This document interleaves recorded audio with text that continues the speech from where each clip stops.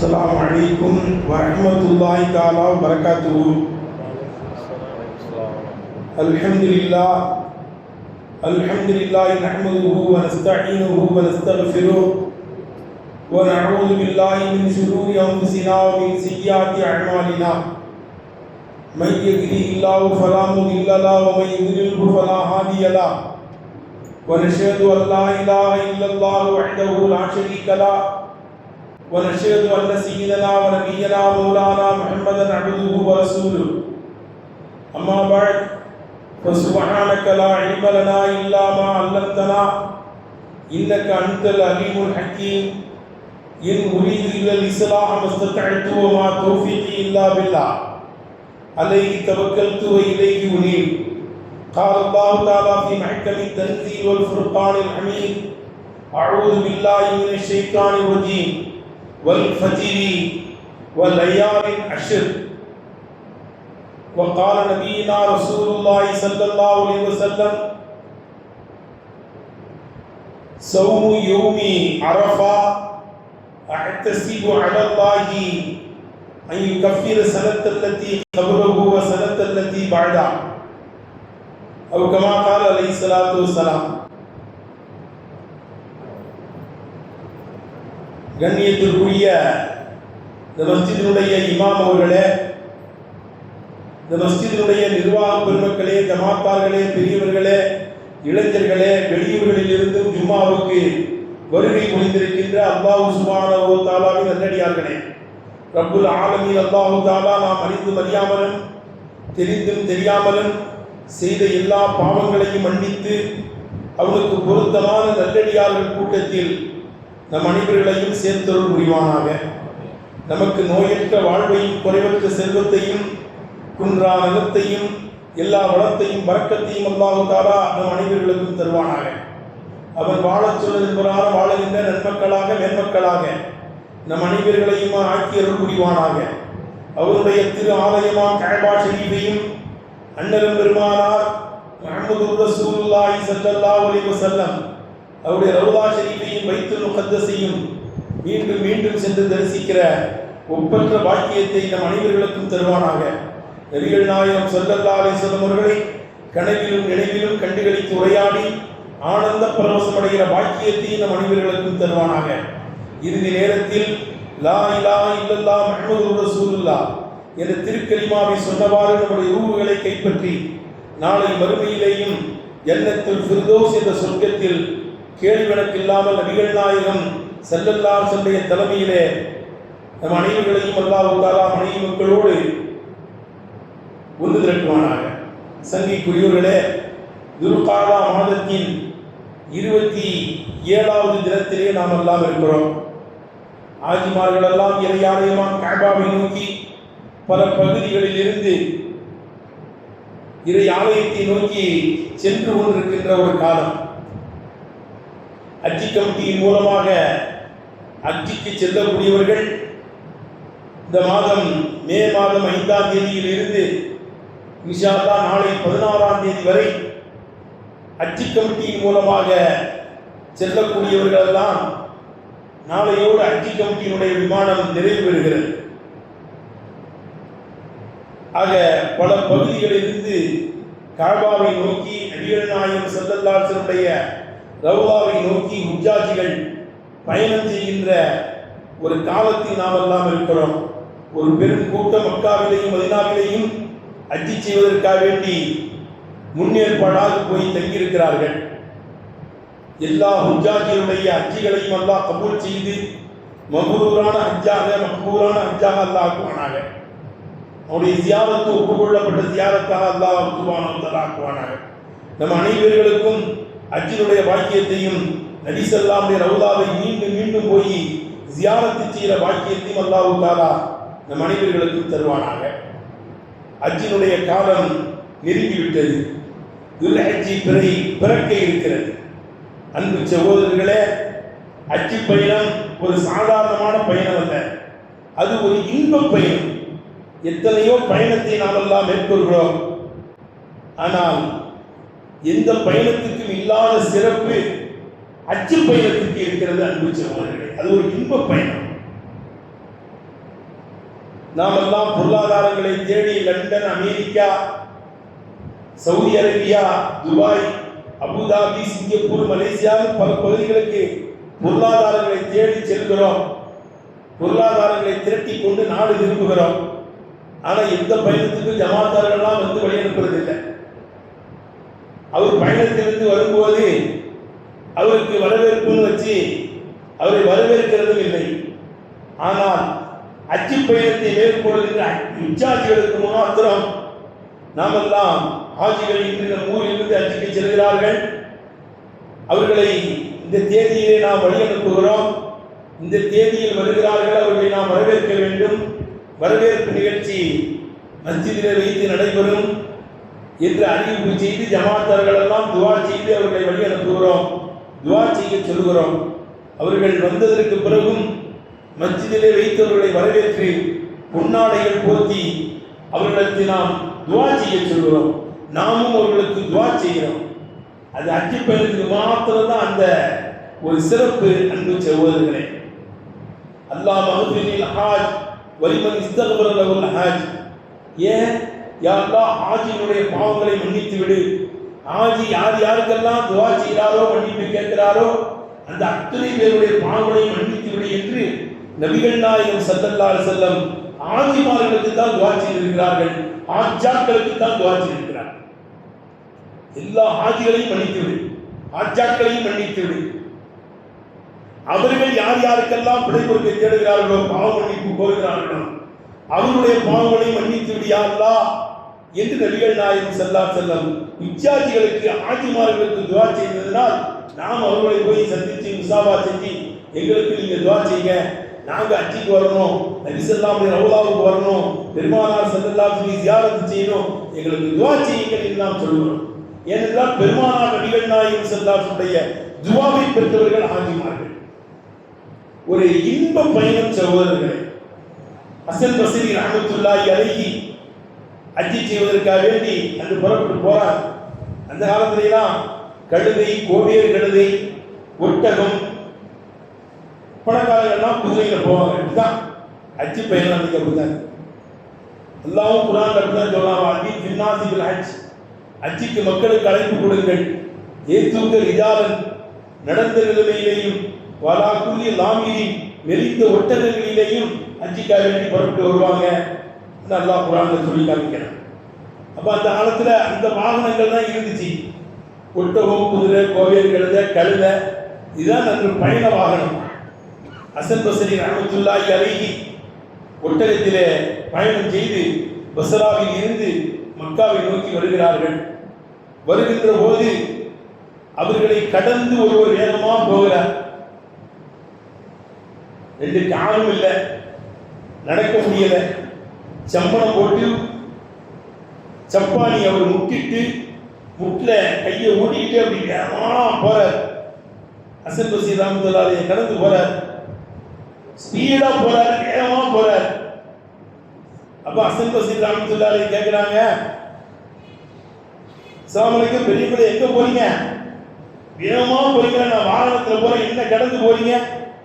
முட்டு போட்டுக்கிட்டு இவ்வளவு ஸ்பீடா போறீங்களா, எங்க போறீங்க? அச்சிக்கு போறேன். அவர் சொல்ற, அச்சிக்கு செல்கிறேன், நபிகள் நாயகம் ஸல்லல்லாஹு அலைஹி வஸல்லம் அல்லாஹ்வை ஜியாரத் செய்ய செல்கிறேன், துஆ செய்யுங்க அன்னு தக்பீர் சொல்லிட்டு அவர் முட்டு போட்டுட்டு போற. ஆச்சரியப்பட்டு போனாங்க ஹசன் பஸ்ரி ரஹ்மத்துல்லாஹி அலைஹி. சொல்றாங்க, நான் அஜ்ஜெல்லாம் முடிச்சிட்டு தவாஃப் ஜியாரா செய்கிறேன், எந்த மனிதரை வழியிலே பார்த்தேனோ அவர் முட்டு போட்டுக்கிட்டு தவாஃப் ஜியாரா செய்வதை பார்த்தேன். அப்போ ஒரு சலாம் சொன்னேன், அஸ்ஸலாமு அலைக்கும், வந்துட்டேன், ஹஜ்ஜுடைய கிரிகளை முடித்து விட்டு தவாஃப் ஜியாரா செய்ய வந்திருக்கிறேன், இன்னும் கொஞ்சம் அமல்கள் பாக்கியா இருக்குது, துஆ செய்யுங்க என்று சொன்னவரோட ஒரு ஹஜ் செய்தார். சுப்ஹானல்லாஹ் வல்ஹம்துலில்லாஹ் வலா இலாஹா இல்லல்லாஹ் வல்லாஹு அக்பர் வலா ஹவ்ல வலா குவத்த இல்லா பில்லாஹில் அலியுல் அஸீம் என்ற அந்த மூணாம் கலிமாவை ஓதிக்கொண்டு அவர் தவாஃப் செய்வதை பார்த்தேன் என்று ஹசன் பஸ்ரி ரஹ்மத்துல்லாஹி அலைஹி சொல்றாங்க. அப்ப சகோதரர்களே, அது ஒரு இன்ப பயணம். அதே போல ஜியாராவுக்கு நான் போனேன், நபி ஸல்லல்லாஹு அலைஹி ரவுலாவை ஜியாரத் செய்து நபி ஸல்லல்லாஹு அலைஹி வஸல்லம் சலாம் சொல்லிட்டு ரவுலாவை நிக்கிறேன். அங்கமும் அஸ்ஸலாமு அலைக்கும் யா ரசூலல்லாஹ், ஸலாம் அலைக்கும் யா ஹபீபல்லாஹ், ஸலாம் அலைக்கும் யா ரஹ்மத்துல் ஆலமீன். ஸலாம் சொல்லிட்டு ரவுதாவில் நிற்கிறார். மதீனாவிலையும் பார்த்தேன், மக்காவிலையும் அவரை பார்த்தேன். அப்போ ஒரு அழகான பயணம், இன்பப் பயணம் சகோதரர்களே. நாமும் அந்த பயணத்தை மேற்கொள்ள வேண்டும். அரஃபா, மினா, முஸ்தலிஃபாவிலே சென்று தங்க வேண்டும். ரப்பே, அந்த பாக்கியத்தை எங்களுக்கு தா. ரவுதத்துல் ஜன்னாவில் நின்று நாங்கள் துஆ செய்ய வேண்டும். அந்த பாக்கியத்தை தா என்று ரப்புல் ஆலமீன் அல்லாஹ் சுப்ஹானஹு வ தஆலா துஆ கேட்கணும். துஆ கேட்கும்போது அந்த பாக்கியத்தை ரப்புல் ஆலமீன் அல்லாஹ் தஆலா கட்டாயம் நமக்கு தருவான். எல்லோருக்கும் அச்சி செய்கிற பாக்கியத்தை அல்லாஹ் சுப்ஹானஹு வ தஆலா தருவானாக. சகோதரர்களே, இப்பொழுது துல்ஹஜ் பிறக்கப் போகிறது. அது ஒரு புனிதமான மாதம் துல்ஹஜ். ரமலான் மாதம் சிறப்பான மாதம் என்று நமக்கெல்லாம் தெரியும். அதுவே நாமெல்லாம் அந்த ரமலானே நல்ல நோன்பு வச்சு தராவீஹ் தொழுது குர்ஆன் ஷரீஃப் ஓதி தான தர்மங்கள் செய்து நல்ல பல அமல்களை உத்வேகமாக உற்சாகமாக நாம் செய்வோம். ஆனால் துல்ஹஜ்ஜுக்கும் சிறப்பு இருக்கிறது அன்பு சகோதரர்களே. அதை நாம் மறந்து விடுகிறோம்.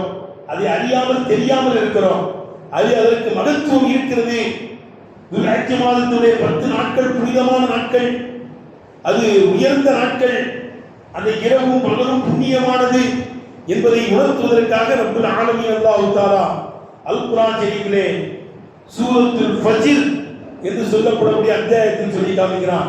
வல் ஃபஜ்ரி வ லயாலின் அஷ்ர். ஃபஜ்ருடைய நேரத்தின் மீது ஆணை. வ லயாலின் அஷ்ர், 10 இரவுகள் மீது ஆணைங்கிறான். அந்த 10 இரவுகள் என்ன இரவு என்பதை செய்தனா அப்துல்லா இப்னு அப்பாஸ் ரலியல்லாஹு அன்ஹு ரயீசுல் முஃபஸ்ஸிரின் விளக்கம் தருகிறார்கள். லயாலின் அஷ்ர், 10 இரவுகள் என்று அல்லாஹ் குறிப்பிட்டது அது துல்ஹஜ்ஜினுடைய 10 நாட்கள் என்று சொன்னான். துல்ஹஜ்ஜினுடைய ஆரம்ப 10 நாட்கள் இருக்கிறதே அது மகத்தான நாட்கள். இரவும் பகலும் அது புண்ணியமானது சகோதரர்களே. அதுதான் அந்த 10 இரவுகள் மீது அல்லாஹ் சுப்ஹானஹு வ தஆலா சத்தியம் செய்து ஒரு செய்தியை சொல்கிறார்.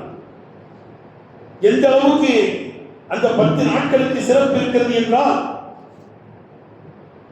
ரமலானுடைய கடைசி 10க்கு எப்படி சிறப்பு இருக்கிறதோ, ரமலானிலே எல்லா இரவுகளும் புனிதமான இரவு.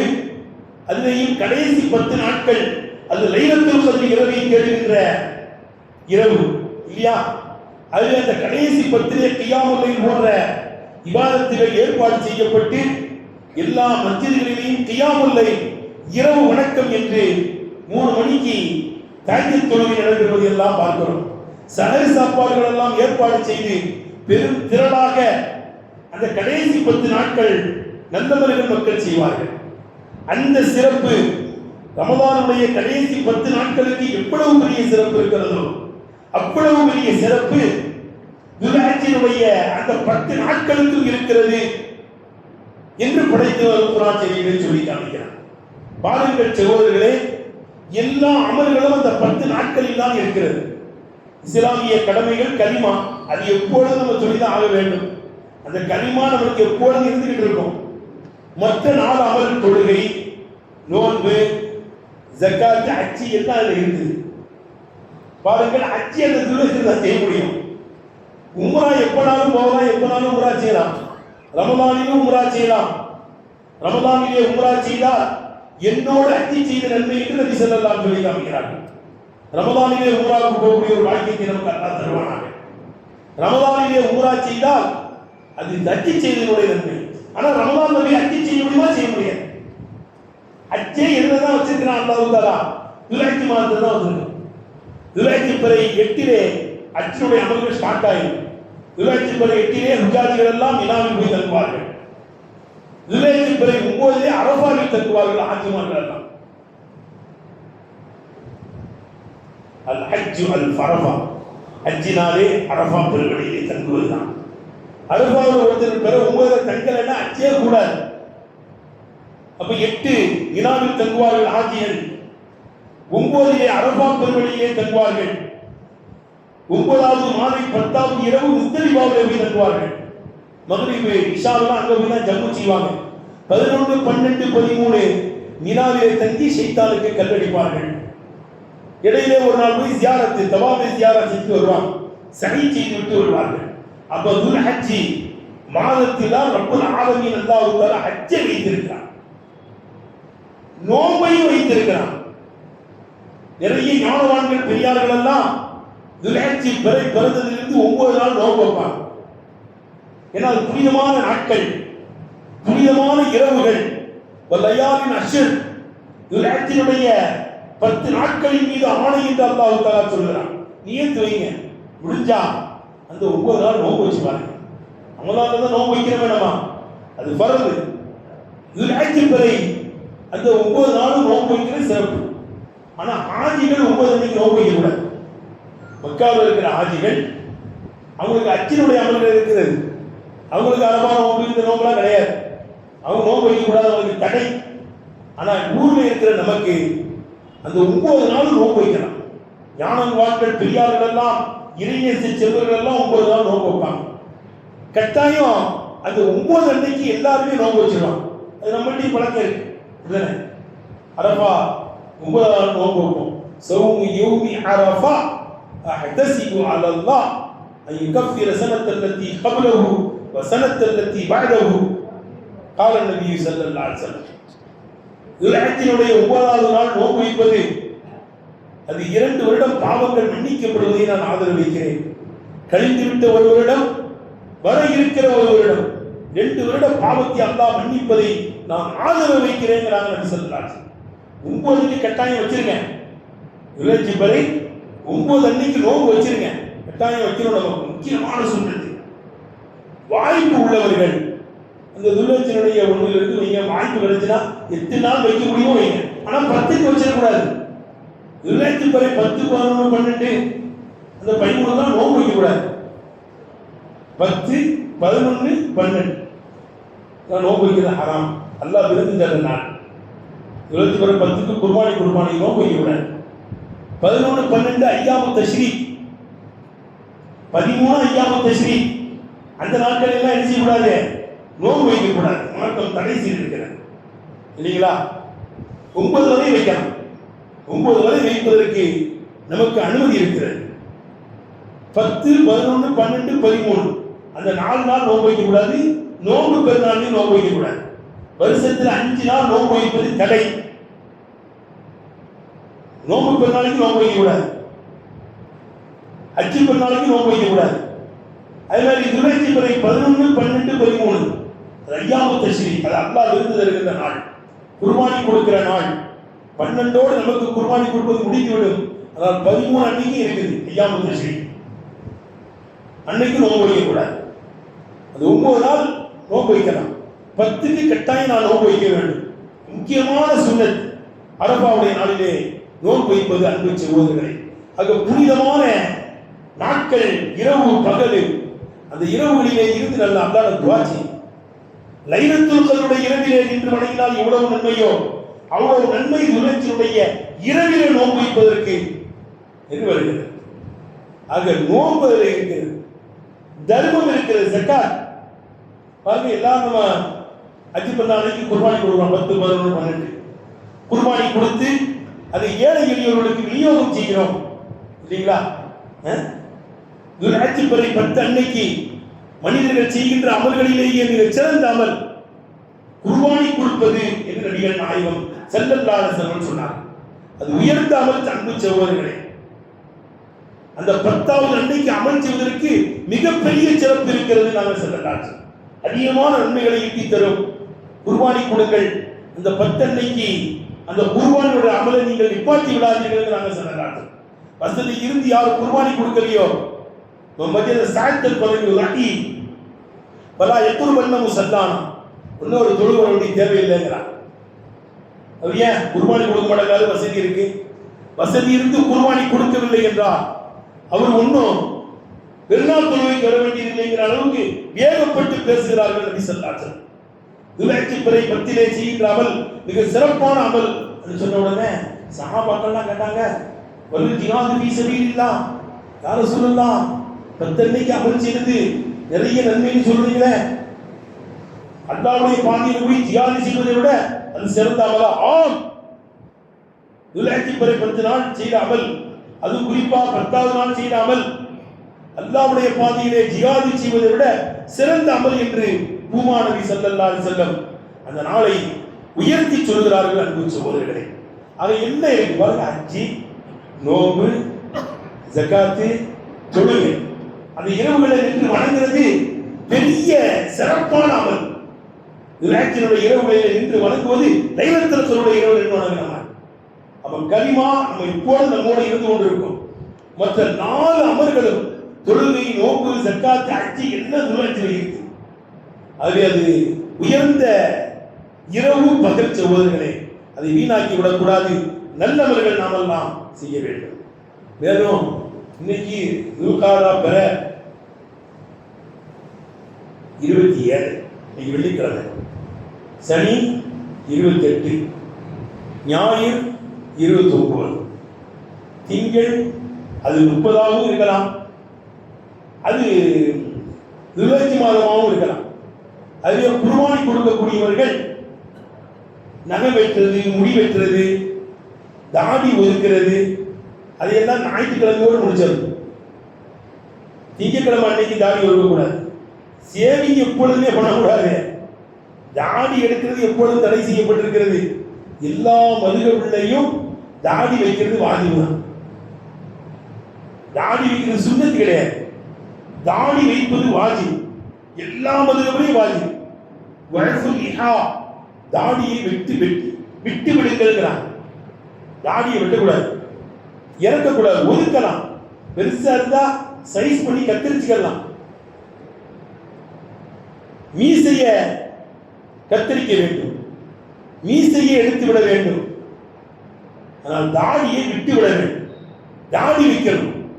தாடியை ஒதுக்கிறது இருக்கிற அது ஞாயிற்றுக்கிழமையோடு முடிச்சிடும். நகை வெட்டுறது, மற்ற நம்மகிட்ட இருக்கிற களைய வேண்டிய ரோகங்களை களைவது எல்லாம் ஞாயிற்றுக்கிழமையோடு முடிச்சிருக்கு. ஏன்னா ஞாயிறு மாலை, திங்கள் இரவு, அது துல்ஹஜ் 30ஆகவும் இருக்கலாம். பிறையும் பிறந்தலாம். பிறந்துட்டா நாங்கள் வெட்ட முடியாது. ஞாயிற்றுக்கிழமை உள்ள என்ன செஞ்சிருங்க, குர்பானி கொடுக்கக்கூடியவர்கள் நாமெல்லாம் நகம் கத்தரித்து களைய வேண்டிய முடிகளை களைந்து நாம் நம்மை சீர் செய்து கொள்ள வேண்டும், சுத்தம் செய்து கொள்ள வேண்டும். அன்பு சகோதரர்களே, இந்த துல்ஹஜ் மாதத்தை வீணாக்கி விடாமல் நல்ல அமல்கள் நாமெல்லாம் செய்ய வேண்டும். குர்பானிக்கு நாமெல்லாம் தயாராக வேண்டும். நல்ல ஆடு வாங்கி குர்பானி கொடுக்க வேண்டும். யார் குர்பானி கொடுக்கிறாரோ அது நாளை கியாம நாளிலே சிராத்துல் முஸ்தகீம் என்ற பாலத்தில் செல்வதற்கு அது அவருக்கு வாகனமாக அமையும். நபிகள் நாயகம் ஸல்லல்லாஹு அலைஹி வஸல்லம் யார் குர்பானி கொடுக்கிறாங்களோ அது கியாம நாளில் சிராத்துல் முஸ்தகீம் பாலத்தை கடக்கும் போது அந்த ஆடுகள் நமக்கு நிற்கும். அதுதான் அவருக்கு வாகனம். அவர் ஏறி அவர் செல்வார். அவருக்கு அழைத்து செல்லக்கூடிய வாகனம். ஆடா இருந்தா ஒருத்தவங்க கொடுக்கணும், அதுல பங்கு சேர முடியாது. மாடு ஒட்டகத்தில் 7 பேர் பங்கு சேர்ந்துகள். மாடு ஒட்டகத்தில் 7 பேர் பங்கு சேர்ந்து கொள்ளலாம். அன்பு சகோதரர்களே, குடும்பத்தினரெல்லாம் சேர்ந்து கூட ஒரு மாடு கொடுக்கலாம். சொந்தக்காரர்கள்லாம் சேர்ந்து ஒரு மாடு வாங்கி கொடுக்கலாம். 7 பேர் அதிலே இணைந்து கொள்ளலாம். அன்பு சகோதரர்களே, அது அந்த குர்பானி என்ற அந்த அமலை நாமெல்லாம் செய்ய வேண்டும். துல்ஹஜ் வரை 10, 11, 12 வரை அனைவரும் செஞ்சுக்கலாம். அந்த குர்பானி என்ற அமலை நாமெல்லாம் செய்ய வேண்டும். நல்ல அமல்கள் செய்ய வேண்டும். ஹஜ்ஜுக்கு போகணும்னு அல்லாஹ்ட்ட கேளுங்க, துஆ செய்யுங்க. யா அல்லாஹ், எங்களுக்கு ஹஜ்ஜினுடைய பாக்கியத்தை தா, நபி ஸல்லல்லாஹு அலைஹி ரவுலாவை ஜியாரத் செய்கிற பாக்கியத்தை தா ரப்பே என்று அல்லாஹ்விடத்தில் நாமெல்லாம் துஆ கேட்க வேண்டும். நல்ல அமல்கள் செய்ய வேண்டும். அன்பு சகோதரர்களே, அந்த துல்ஹஜ் பிறக்க இருக்கிறது. அதை நாமெல்லாம் சந்தோஷமாக ஆனந்தமாக நாம் வரவேற்க வேண்டும். உயர்ந்த அமல் அந்த துல்ஹஜ் மாதத்திலே செய்யக்கூடிய அமல்கள், அதை நாம் நல்ல அமல்கள் செய்ய வேண்டும். அல்லாஹ் ரசூலுக்கு பொருத்தமான முறையிலே அமல் செய்ய வேண்டும். தான தர்மங்கள் செய்ய வேண்டும். அந்த 10 நாட்களும் இபாதத்திலே கழிக்க வேண்டும். இரவும் பகலும் புண்ணியமான நாட்கள், இரவுகள்.